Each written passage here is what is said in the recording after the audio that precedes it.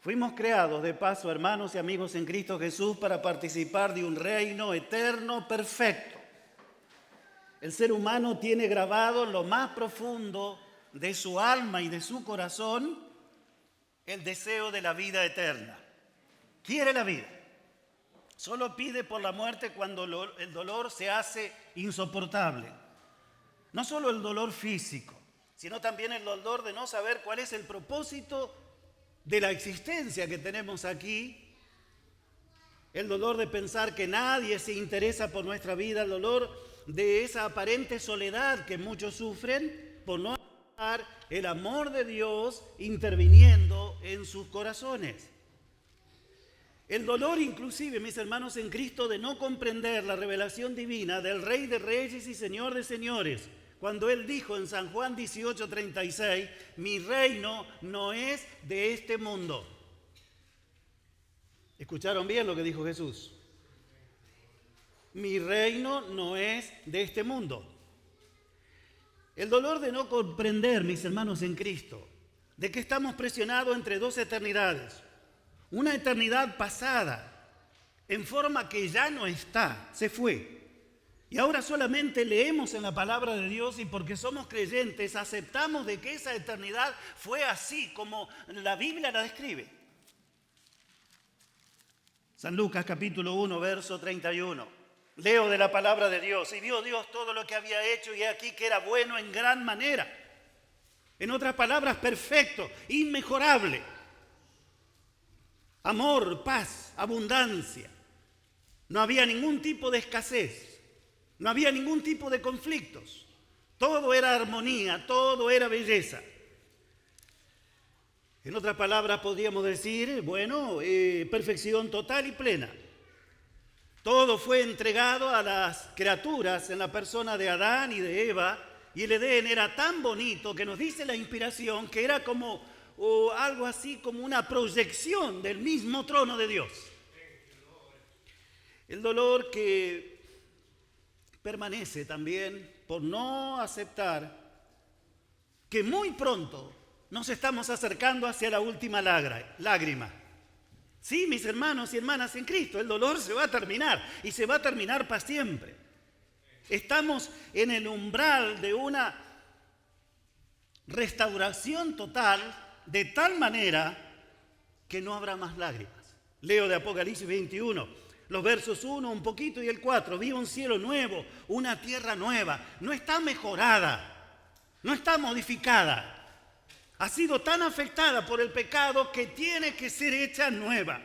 Y después, en el verso 4, enjugará Dios toda lágrima de los ojos de ellos y ya no habrá muerte, ni habrá más llanto, ni clamor, ni dolor, porque las primeras cosas pasaron. Entonces nos damos cuenta que la palabra de Dios nos describe que por un lado, ese Edén perfecto que Dios entregó a la humanidad en la persona de Adán y de Eva, no está más. Se fue. Pero también la palabra de Dios nos muestra que hay un Edén restaurado. Y que nos vamos al encuentro de la última lágrima muy pronto, cuando Jesús venga a instaurar su reino eterno. Sí, mi hermano y mi hermana, muy pronto lo que no estará más, lo que se ha ido para siempre, son las miserias, las múltiples manifestaciones del egoísmo que ahora nos hacen estremecer de dolor. Si no creyéramos que existió una eternidad pasada perfecta, sería muy difícil creer que va a existir una eternidad futura perfecta. Pero ustedes y yo sabemos que ahora en este momento, como presionados entre esas dos eternidades perfectas, no estamos en un mundo perfecto. Ahora no podemos decir que aquí está reinando el amor y la paz. Si alguien dice que acá realmente reina el amor y la paz, está creando una fábula tan grande en su mente como creer que los niños vienen a este mundo porque los trae la cigüeña entrando por la chimenea de las casas. Al contrario, aunque multitudes no saben la razón de todo este caos, todos saben que está presente y es real. Ninguno necesita ir a la Biblia para saber que existe el egoísmo, que existe el sufrimiento y el dolor en múltiples manifestaciones. El creyente, el ateo, el gnóstico, sabe que el dolor se ha hecho presente en esta humanidad.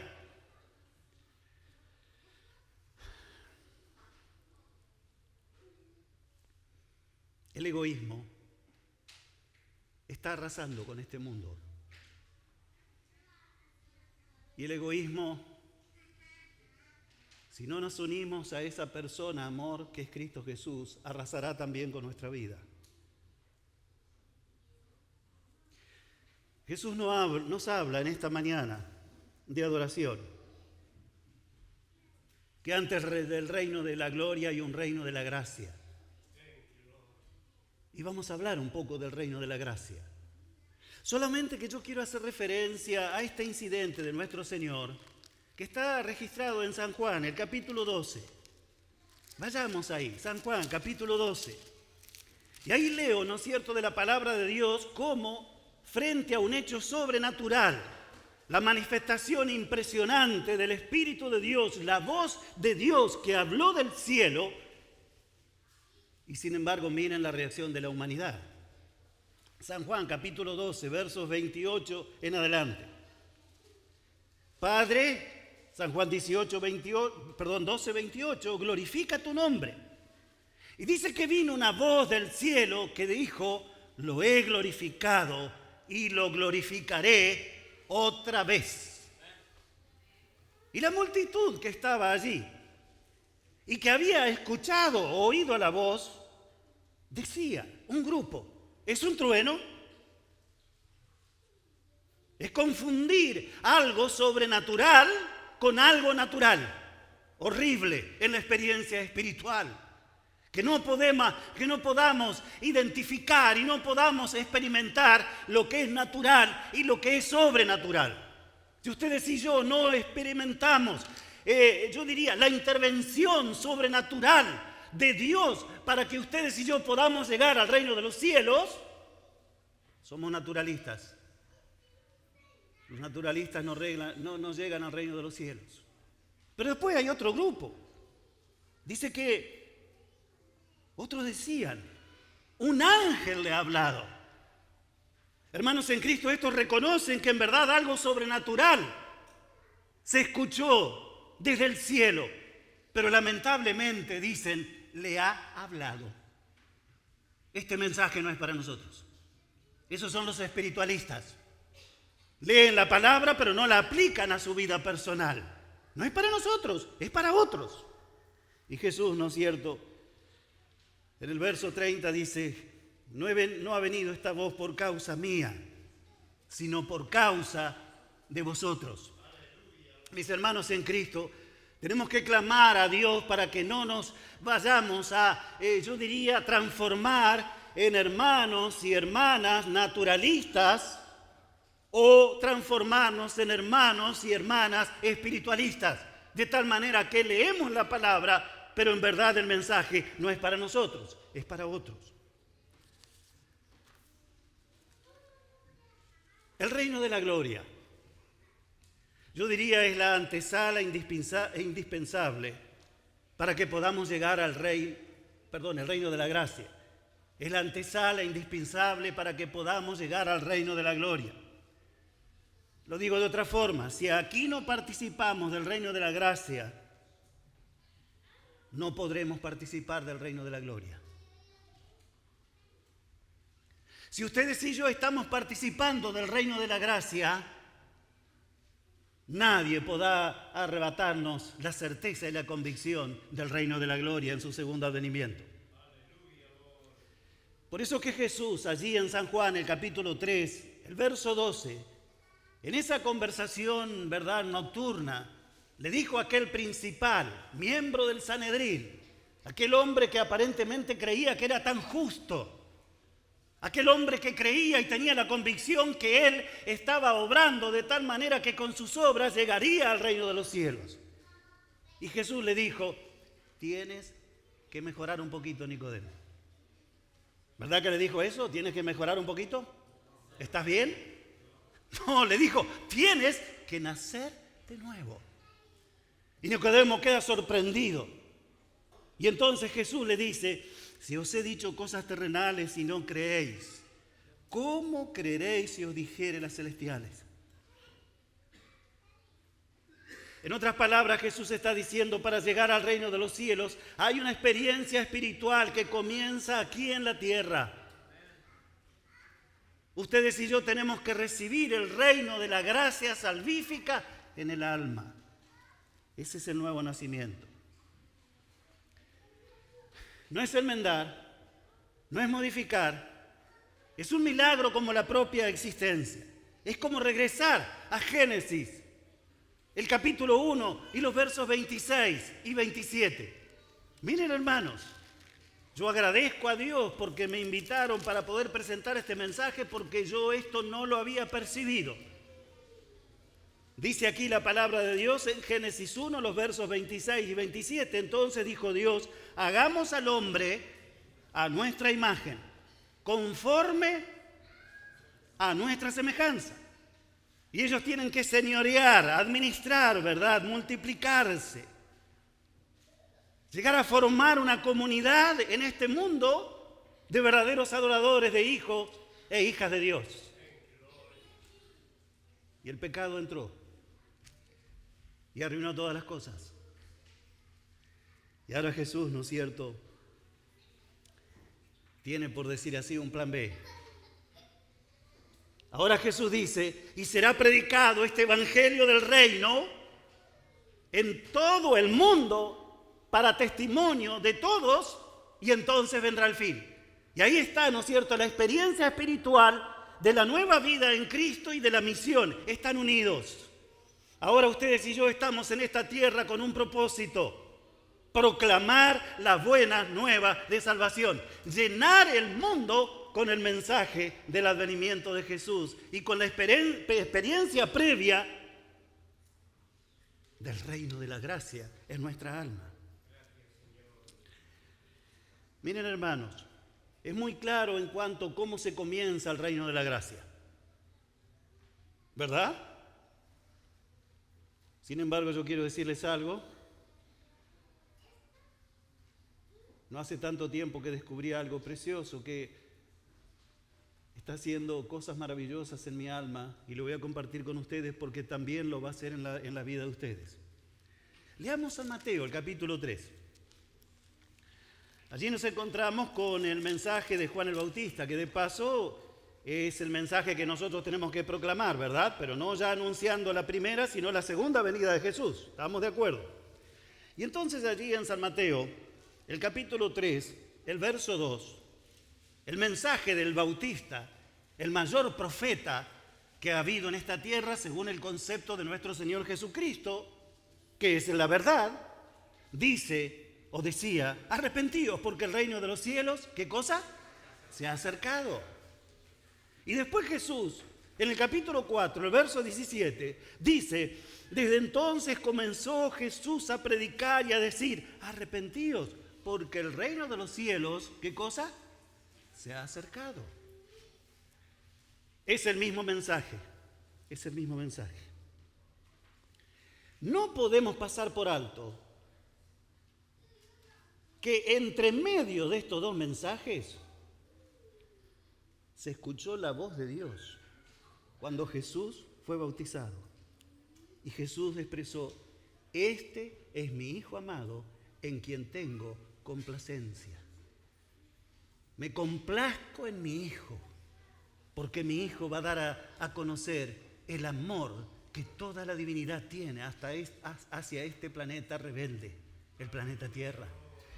Bueno, mis hermanos, en un sentido, esas palabras de Jesús, este es mi Hijo amado en quien tengo complacencia, es el anuncio divino. El reino de la gracia se está manifestando en la persona de mi Hijo. ¿Escucharon ustedes? Eso es lo mismo que decir, el reino de la gracia se está manifestando en la persona de mi Hijo. Y quiero decirles que cuando Jesús fue bautizado, no estaba confesando ningún pecado personal. Como Salvador, sustituto, estaba confesando que sería a cargo de los pecados de cada uno de nosotros para que podamos entrar en el reino de los cielos. Y también mostrarnos que el bautismo es la confesión pública requerida del pecador arrepentido que acepta la adopción, salvación en su nombre. Ahora debemos ser hijos adoptivos.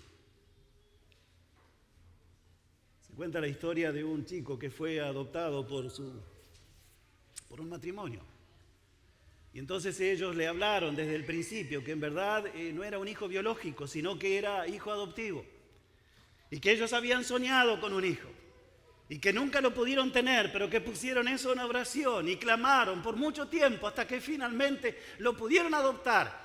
Y entonces le decían al chico continuamente, es la cosa más preciosa, es la experiencia, no cosa, la experiencia más preciosa de poder saber que tú eres nuestro hijo adoptivo. Te amamos, te queremos. Queremos lo mejor para tu vida. Vamos a luchar incansablemente para que tú puedas triunfar. Y este chico se sentía tan amado, ¿verdad? Que cuando llega a la escuela, el primer día de clase, lo que hace es le pregunta a los otros compañeros, ¿ustedes también son adoptivos?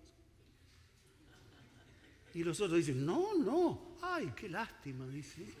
La verdad que lo maravilloso es ser adoptivo. Sí, mis hermanos. Acá también, ¿verdad? Para nosotros lo maravilloso es que aceptemos ser adoptivos. Dios no quiere esclavos, quiere hijos que le amemos de todo corazón, porque hemos sido y estamos siendo adoptados por el Rey de Reyes y el Señor de Señores. Miren, hermanos en Cristo, ¿cómo se inicia el reino de la gracia? Vamos a leer 3 o 4 pasajes. Vamos al primero, Hechos capítulo 5. Aquí vamos a llegar a algo realmente precioso, que a veces lo sabemos, hermanos, a veces lo predicamos, pero que después no sé por qué, en forma misteriosa, no lo llevamos a la práctica. Hechos capítulo 5. Leo entonces, en primer lugar, el verso 31. Y dice la palabra de Dios. A este Dios ha exaltado con su diestra por príncipe y salvador. ¿Y qué dice después? Para dar arrepentimiento y perdón de pecados. ¿Qué significa eso? Inevitable. El arrepentimiento es un don que concede Cristo Jesús a cada uno de sus hijos. Si yo voy a Hechos capítulo 11, ahora la admiración, ¿verdad? Cuando los gentiles participan de este don, de este regalo, que los discípulos creían que era solamente para ellos. Y vamos a Hechos 11, verso 18, y nos encontramos. Entonces, oídas estas palabras, cuando ahí, ¿no es cierto?, Pedro, frente a la iglesia de Jerusalén, habla de la conversión de los gentiles. Y dice, callaron, verso 18 del capítulo 11, y glorificaron a Dios, diciendo, de manera que también a los gentiles ha dado Dios arrepentimiento para vida.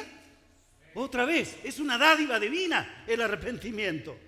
Si vamos allí a Romanos, el capítulo 2, nos encontramos con otra declaración del apóstol San Pablo, el verso 4, y dice, no hay que menospreciar las riquezas de su benignidad, de su paciencia, de su longanimidad, ignorando que esa manifestación del amor de Dios te guía o te conduce ¿a dónde?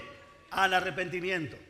Y entonces termino con 2 de Corintios, el capítulo 7. Termino esta parte porque los vi a todos muy alegres. No voy a seguir predicando todavía. O se alegraron porque a ustedes les gusta 2 de Corintios. No me digan ningún cuento, no me hagan ningún cuento. 2 de Corintios 7, los versos 9 en adelante. Miren qué precioso lo que dice allí Pablo.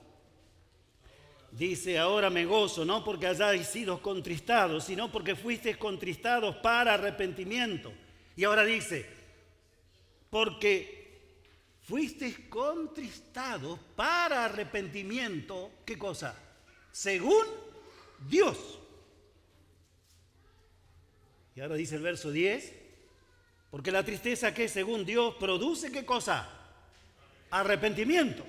¿Y para qué es ese arrepentimiento que entrega a Dios y que viene acompañado de tristeza? Para salvación. Y de ese arrepentimiento que entrega Dios al ser humano, que hasta lo hace entristecer. Yo digo que a veces no vamos a abandonar algunos pecados hasta que no lloremos. De ese arrepentimiento que entrega Dios no hay que arrepentirse. Ahora, si es tristeza por las consecuencias del pecado, la tristeza por las consecuencias del pecado solamente que no conducen al arrepentimiento, no te conducen a la vida eterna. Dice el apóstol, te conducen a la muerte. Hermanos, la gran pregunta, ¿tenemos que ir a Dios arrepentidos o para buscar el arrepentimiento? Hermanos, después de lo que hemos leído, nos damos cuenta que tenemos que ir a Dios para buscar el arrepentimiento. ¿Por qué? Porque nosotros mismos no lo podemos experimentar. No tenemos capacidad para arrepentirnos. Es increíble. ¿Ustedes creen que Dios lo da porque en verdad, no sé, por si alguno no alcanza a poder experimentarlo por él mismo? ¿Por qué lo da Jesús el arrepentimiento? ¿Por qué lo da Dios? Lo da Dios porque sabe que ustedes y yo no somos capaces de producir un verdadero arrepentimiento. En otras palabras, la palabra de Dios es clara, mis hermanos en Cristo. Hay que arrepentirse según Dios y no según nosotros. No debemos arrepentirnos a nuestra manera, como a nosotros nos parece. La palabra de Dios advierte en Jeremías 17:9, engañoso es el corazón más que todas las cosas. Engañosa es la mente. El pecado ha turbado nuestros pensamientos, todo nuestro ser, de tal manera que frente al pecado, ustedes y yo y todo ser humano no sabe cómo arrepentirse. Esto trae problemas espirituales. Tremendos problemas espirituales. Hay pecados que, digo, cuando no nos arrepentimos de acuerdo a la forma divina, cuando no aceptamos el arrepentimiento de Dios, hay pecados que están dando vuelta, que se van, que después aparecen. Y a veces, ¿no es cierto?, perdimos perdón cuando nos estamos lavando los pies por ese pecado, porque no ha desaparecido de nuestra alma. Y pasa una Santa Cena, y pasa otra, y pueden pasar hasta años. Y el pecado es más fuerte que el Salvador. Cuando toda la Biblia dice que el Salvador es más fuerte que el pecado. ¿Qué pasa? ¿Qué pasa? Pasa una sola cosa. Nos estamos arrepintiendo a nuestra manera y no a la manera de Dios. Y entonces no podemos soltarnos del pecado. Ese es el problema, mis hermanos en Cristo. Arrepentirnos a la manera de Dios, mis hermanos en Cristo, porque el único que sabe cuánto lo hemos ofendido no eres tú, ni soy yo, ni es el pastor, ni son los ancianos. El único que sabe cuánto lo hemos ofendido a ese Dios santo es ese Dios santo. Entonces Él sabe cómo entregarnos el total arrepentimiento para que ustedes y yo podamos sentir el total perdón de nuestros pecados. Cuando nosotros aceptamos el arrepentimiento que Dios nos ofrece, estamos aceptando de que ahora el mismo Jesús que entrega el arrepentimiento es el que ahora nos va a entregar el perdón total de ese pecado. No debemos ir a Cristo arrepentidos, porque no podemos. Debemos ir a Cristo para encontrarnos con el arrepentimiento que solo Él nos puede dar. Practiquen esto por la gracia de Dios y van a ver los resultados en su vida. Van a ver, mis hermanos en Cristo, como pecados, tal vez zorras pequeñas. No estoy pensando de que ustedes han adulterado, han robado, han asesinado. Pero vienen esas cosas como que nos tienen empantanados, que sabemos que no está bien, que a veces hasta lloramos, que a veces, ¿no es cierto?, como decíamos, pasan las Santas Cenas y volvemos a confesar. Estamos empantanados en eso, no nos podemos liberar. Hermanos en Cristo, yo no necesito preguntarles a ustedes, ¿les pasa eso? ¿Por qué? Porque a mí me ha pasado.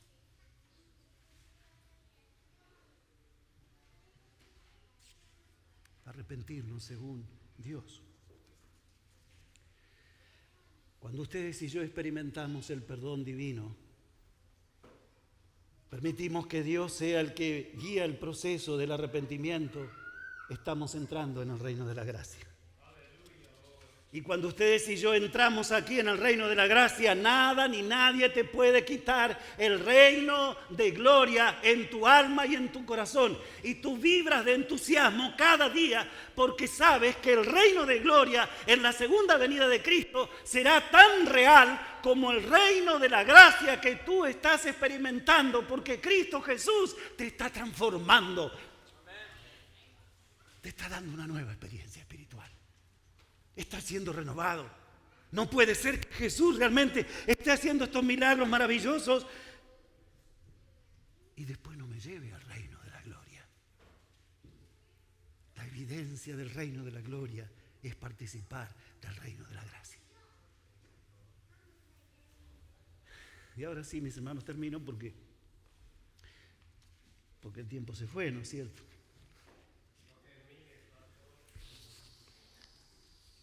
¿Están todos de acuerdo? ¿Está votado? Ah, sí, de la mayoría. Sigo entonces por media hora más.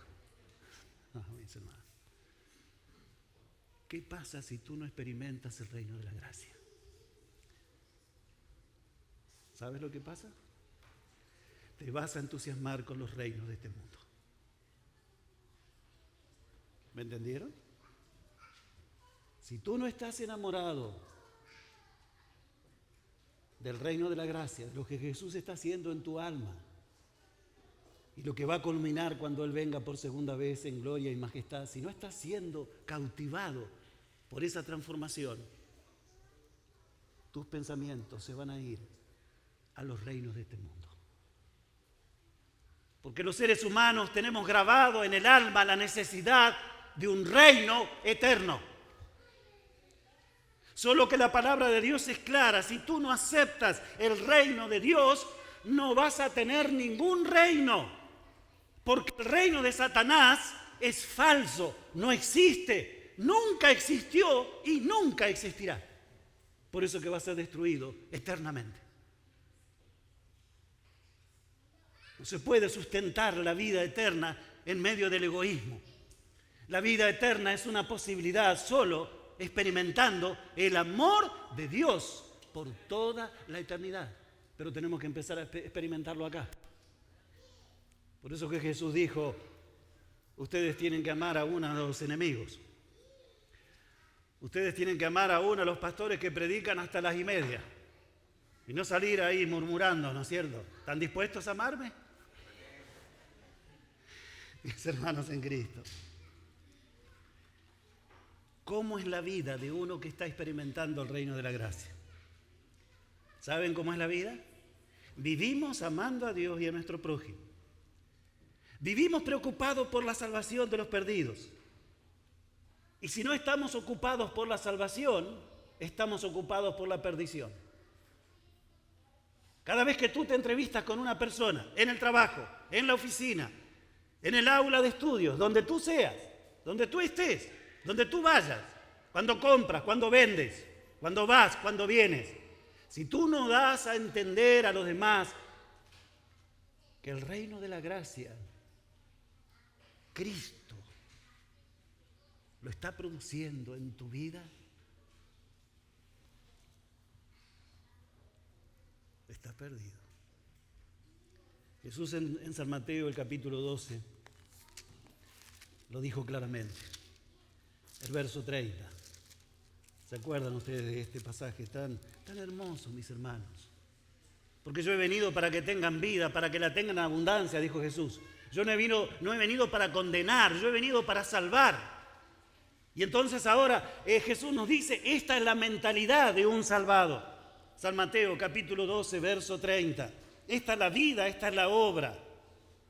El que no es conmigo, contra mí no es. Perdón, contra mí es. Y el que es conmigo, perdón. No, ustedes escucharon mal, yo no me equivoco, los pastores nunca se equivocan. Leámoslo de nuevo. Dice, el que no es conmigo, contra mí es. Y el que conmigo no recoge, ¿qué hace? Si no somos instrumentos para que otros conozcan el reino de la gracia, porque quiero decirles algo. Discúlpenme, no quiero ser malinterpretado. La venida de Cristo en poder, en gloria y majestad es la culminación de este gran conflicto, es lo más precioso. Es como dijimos anteriormente, es arribar a la última lágrima. El dolor ya no existirá más. ¿Estamos de acuerdo? Pero quiero decirles algo, la venida de Cristo no cambiará la condición espiritual de nadie. Nadie va a ser transformado por la venida de Jesús. Bueno, excepto en el aspecto físico, ¿verdad? Y espiritual, por siempre, en el sentido de que lo corruptible se viste de incorrupción y lo mortal en inmortal, ¿verdad? Pero dejemos de lado eso. Esa es obra total de Dios. En esa tú no participas. Digo por tu decisión. En esa vamos a participar si tú y yo decidimos algo antes de la venida de Jesús. ¿Se los digo de otra manera? Lo más importante en la vida espiritual de cada hijo y de cada hija de Dios es lo que pasa antes de la venida de Jesús. En otras palabras, lo que está pasando hoy y ahora en tu vida, eso es lo más importante y en la mía. Y quiero decirles que ni siquiera, ¿verdad? Es importante si tú eres una piedra en el edificio de Dios, en la iglesia de Dios, si eres una piedra grande o una piedra pequeña. Lo importante es que tú y yo estemos siendo pulidos para ser parte de esa iglesia que pasará a ser eterna. Eso es lo importante. Sí, mis hermanos. ¿Cuál sería la pregunta lógica para terminar? ¿Quieres participar ya y ahora del reino de la gracia? ¿Quieres participar? ¿Quieres vivir esa experiencia de salvación en Jesús? Ahora, ya. Y ahora quiero leerlos algo. Anoche cuando estaba preparando el tema, ¿no es cierto?, encontré una cita en el deseado de toda la gente que tiene que ver con esto. Y tiene que ver con dónde la humanidad tiene enfocados sus ojos. Porque en estos días ha habido una visita impresionante aquí a este territorio, ¿no es cierto? Sí. ¿Cómo? No, permite que Dios te dé el arrepentimiento. Tú tienes que abrir tu corazón y decirle, Señor, dame tú el arrepentimiento. Me quiero ahora arrepentir a tu manera y no a la mía. Obra, Señor, para que el arrepentimiento pueda ser tuyo y no mío. ¿Verdad? Miren, le voy a leer esto que es impresionante. Yo pensé que esto estaba en el conflicto de los siglos cuando lo leí, ¿verdad?, en la computadora. Y está en el deseado de toda la gente. Escuchen ustedes, escuchen. El reino de Dios viene sin manifestación exterior. ¿A qué reino se refiere? Al de la gracia, hermano. Porque el otro va a ser como un relámpago. Se ve del oriente hasta el occidente. Nadie podrá decir, ¿no es cierto? Parece que está allá, parece que está allá. Jesús dijo, si dicen está allá, apareció acá, no vayan, no pierdan el tiempo. Porque cuando yo venga por segunda vez, nadie va a preguntar si estoy viniendo. ¿Estamos entendiendo?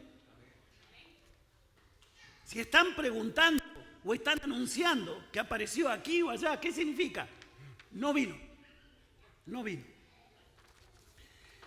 El Evangelio de la gracia de Dios, con su espíritu de abnegación, no puede nunca estar en armonía con el espíritu del mundo. Después sigue. Los dos principios son antagónicos. Mas el hombre animal no, no percibe las cosas que son del Espíritu de Dios, porque no son locura y no las puede entender. Gracias. Pero ahora esto me da para media hora más, hermano. Este es el problema. ¿Cómo hago ahora para...? No la quiero tomar toda. Gracias.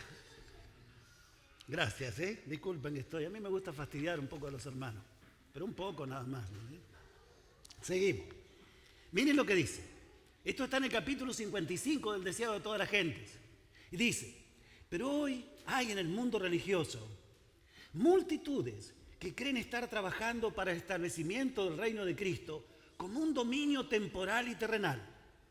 Desean hacer de nuestro Señor el rey de los reinos de este mundo, el gobernante de sus tribunales y campamentos, de sus asambleas legislativas, sus palacios, sus plazas. Esperan que reine por medio de la promulgación. Gracias. Oh, 1 hora, hermano. Miren, hermanos, esperan que reine por medio de las promulgaciones legales impuestas por autoridad humana. Como Cristo no está aquí en persona, ellos mismos quieren obrar en su lugar, ejecutando las leyes de su reino. Hermanos, ¿qué les parece? Horas atrás se ha cumplido esto, toda la humanidad embelesada, mis hermanos. Los grandes líderes del mundo, entusiasmados porque vamos a legislar para que este mundo pueda tener paz. ¿Ustedes se están dando cuenta, hermanos? Sigue. El establecimiento de un reino tal es el que los judíos deseaban en los días de Cristo. Habrían recibido a Jesús si Él les hubiese estado dispuesto a establecer un dominio terrenal, a imponer lo que consideraban como leyes de Dios y hacerlos los expositores de su voluntad y los agentes de su autoridad. Pero Él dijo, mi reino no es este mundo. No quiso aceptar el trono terrenal. El gobierno bajo el cual Jesús vivía era corrompido, opresivo. Por todos lados había abusos clamorosos, extorsión, intolerancia, crueldad, insultantes. Sin embargo, el Señor no intentó hacer reformas civiles. No atacó los abusos nacionales ni condenó a los enemigos nacionales. No intervino en la autoridad y ni en la administración de los que estaban en el poder. El que era nuestro ejemplo en la administración se mantuvo alejado de los gobiernos terrenales, no porque fuese indiferente a los males de los hombres, sino porque el remedio no consistía en medidas simplemente humanas y externas. Para ser eficiente, la cura debía alcanzar a los hombres individualmente y debía regenerar el corazón. Y termina diciendo, no por las decisiones de los tribunales o los consejos o asambleas legislativas, ni por el patrocinio de los grandes del mundo, ha de establecerse el reino de Cristo, sino por la implantación de la naturaleza de Cristo en la humanidad por medio de la obra del Espíritu Santo. Y cita a San Juan, mas a todos los que recibieron, 1:12, dióles potestad para ser hechos hijos de Dios. En esto consiste el único poder capaz de elevar a la humanidad, y el agente humano que ha de cumplir esta obra es la enseñanza y la práctica del mensaje de Dios para un mundo que perece. ¿Tenemos una misión, hermano? Tenemos una misión. ¿Va a triunfar? Totalmente. Alabado y glorificado sea Dios. ¿Cuántos de ustedes quieren, en forma más dinámica, más real, recibir el perdón según Dios? ¿Cuántos de ustedes quieren ser instrumentos en las manos de Dios al experimentar el reino de la gracia ahora para poder experimentar el reino de la gloria? ¿Queremos eso? Vamos a ponernos de pie y vamos a orar a Dios. Amado Padre, alabamos y glorificamos tu nombre porque tu palabra es viva, eficaz, penetra hasta lo más profundo del alma. Alabamos y glorificamos tu nombre porque Cristo murió para salvarnos.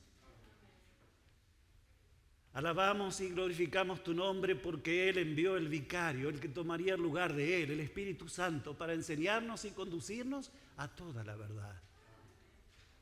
Alabamos tu nombre porque tú nos recibes como estamos, pero no nos dejas como estamos. Gracias porque somos imperfectos, perfeccionables por tu gracia. Gracias porque tú quieres demostrar al mundo a través de nuestras vidas que el Salvador es más poderoso que el pecado, que el amor triunfa sobre el egoísmo. Oh Dios, aquí estamos de pie para pedirte perdón, porque muchas veces inclusive lo hemos querido hacer a nuestra manera. Cuando tú nos dices a cabalidad en tu palabra que el perdón lo tenemos que hacer a tu manera, porque tú eres el único que lo puedes conceder. Danos esa gracia, Padre amado. Transfórmanos en victoriosos en Jesús y transfórmanos en instrumentos para que esta iglesia preciosa por la cual Cristo murió pueda ser una iglesia triunfante en Jesús. Amén.